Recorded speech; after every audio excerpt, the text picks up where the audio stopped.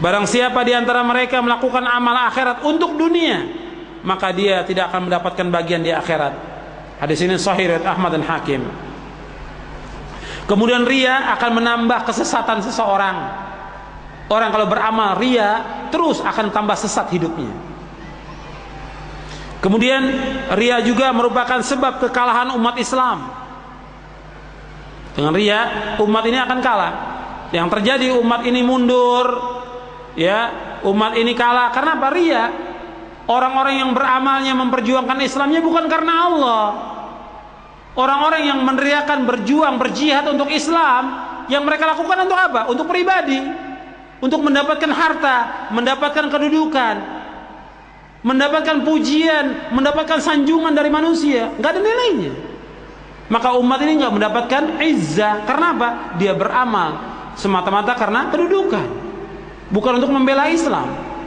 Meskipun yang dikatakan, dipropagandakan, yang dikampanyekan untuk Islam, pada hakikatnya bukan untuk Islam, untuk kepentingan pribadi orang itu, untuk kedudukannya, untuk jabatannya.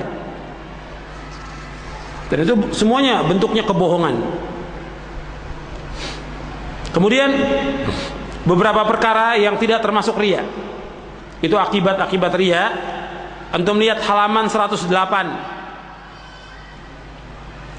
Beberapa perkara yang tidak termasuk riya, seperti seseorang umpamanya melakukan amal soleh, amal baik, kemudian dia niatnya karena Allah, orang memuji amal itu, ini nggak termasuk riya. Perhatikan ya, dia beramal karena Allah, apa saja, sodako, infak, puasa, kemudian haji, umroh, menolong orang karena Allah. Tapi setelah dia melakukan amal ini, suatu waktu orang memuji amalnya dia, nggak ada masalah. Tapi tetap dia harus pertahankan keikhlasannya. Seperti disebutkan dalam hadis Nabi. Antum lihat halaman 108 itu. Qila li Rasulillah sallallahu alaihi wasallam, ara'aita ar-rajul ya'malul amala minal khair wa yahmaduhu an-nasu alaihi, qala tilka ajilu busyral mu'min. Ditanyakan kepada Rasulullah SAW, bagaimana pendapatmu tentang seseorang mengerjakan satu amal kebaikan lalu orang memujinya? Beliau menjawab, itu merupakan kabar gembira bagi orang mukmin yang diberikan lebih dahulu di dunia ini. Hadis ini sahih riwayat Muslim, Ibnu Majah, Ahmad dari sahabat Abu Dzar. Tapi ingat, dia tidak boleh ujub, tidak boleh bangga, dan tidak boleh dia sum'ah mendengarkan amalnya kepada orang lain. Kemudian yang kedua, giatnya seorang hamba dalam melakukan kebaikan ketika ada orang yang melihatnya dan ketika menemani orang-orang yang ikhlas, orang yang soleh. Ini juga tidak termasuk riya. Seperti begini, ya, seperti ada kita sholat berjamaah di masjid.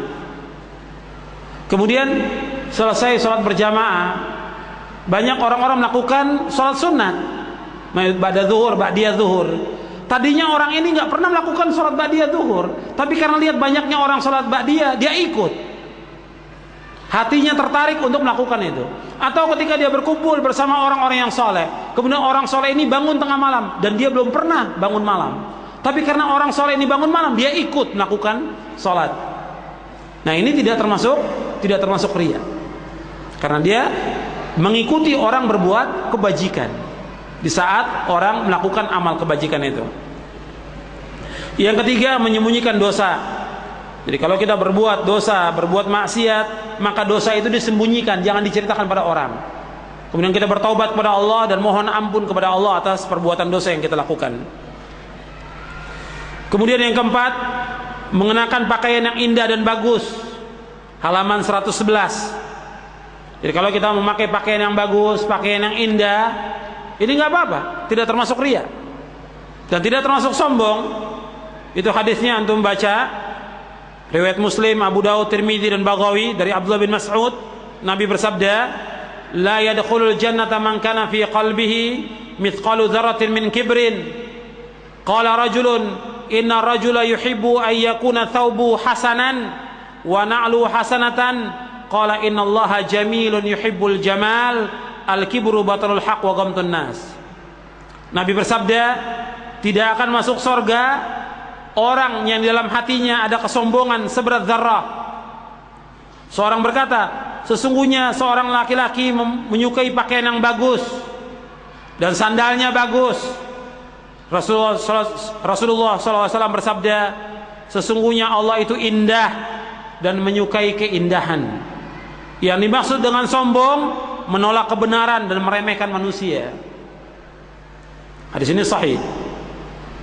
Jadi kalau orang sudah ingatkan, nasihati, terima nasihat itu selama nasihat itu baik, benar.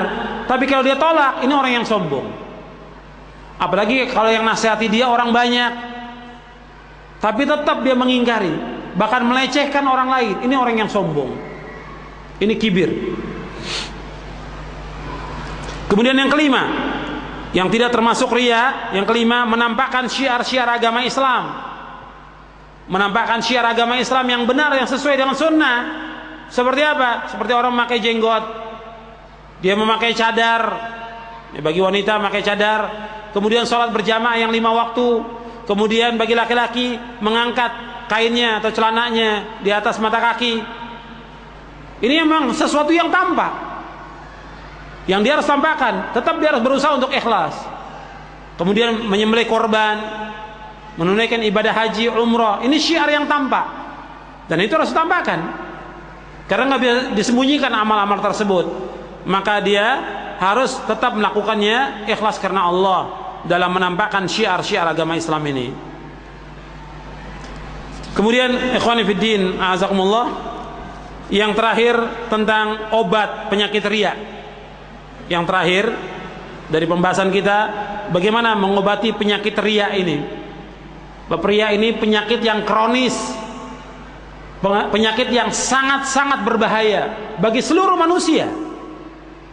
Apakah dia seorang ulama, seorang kiai, seorang ustadz, seorang dai, seorang imam, atau umumnya kaum muslimin, ini tetap mereka tidak lepas dari terjangkitnya penyakit riya. Maka kita harus hati-hati. Jadi nggak bisa kita katakan seorang dai itu ikhlas, atau saya atau antum mengatakan ikhlas, belum tentu. Kita tidak tahu tentang diri kita ikhlas atau tidak. Tapi kita berusaha untuk ikhlas karena Allah Subhanahu wa taala. Karena riya itu terus masuk ke dalam hati manusia. Sebab ulama salaf mengatakan tidak ada sesuatu yang paling aku khawatirkan melainkan ini, penyakit hati ini. Aku sudah berusaha untuk ikhlas, tapi tetap timbul riya, terus seperti itu. Makanya kita harus tahu bagaimana obatnya. Yang pertama, antum lihat halaman 113 dan seterusnya. Mengetahui macam-macam tauhid, yaitu tauhid rububiyah, uluhiyah, asma wa sifat, seperti as-sami', al-basir, Allah Maha mendengar, Maha melihat. Maka kita harus betul-betul merasa muraqabah, selalu diawasi oleh Allah, supaya kita ikhlas dalam kita beramal. Yang kedua, mengetahui apa yang Allah sediakan bagi seseorang di akhirat berupa kenikmatan yang abadi dan azab yang pedih. Jadi kita selalu ingat bahwa kalau kita ikhlas, maka kita mendapatkan nikmat surga yang abadi. Tapi kalau riya, maka akan dicampakkan ke dalam neraka, seperti 3 orang yang dipanaskan pertama kali api neraka oleh Allah. Untuk 3 orang yang tadi, orang yang berjihad, kemudian orang yang belajar, yang ketiga orang yang sedekah. Yang ketiga, hendaknya kita takut terhadap perbuatan riya. Selalu takut hati kita terhadap riya. Makanya kalau kita beramal, jangan kita ceritakan pada orang. Amal-amal soleh kita jangan ceritakan pada orang. Kita sembunyikan amal itu, supaya kita tidak jatuh dalam riya. Dan juga tidak sum'ah, menjauhkan diri dari celaan dan murka Allah. Itu yang keempat. Yang kelima, memahami kedudukan kita sebagai hamba Allah. Kalau kita sebagai hamba, maka kita beramal semata-mata karena Allah, jangan karena yang lainnya. Kemudian yang keenam, mengetahui hal-hal yang dapat membuat syaitan lari. Karena yang membuat kita riya itu karena syaitan. Makanya kita terus berlindung kepada Allah dari godaan syaitan. Kita baca zikir-zikir pagi dan sore, membaca surah Al-Baqarah, membaca zikir-zikir perlindungan supaya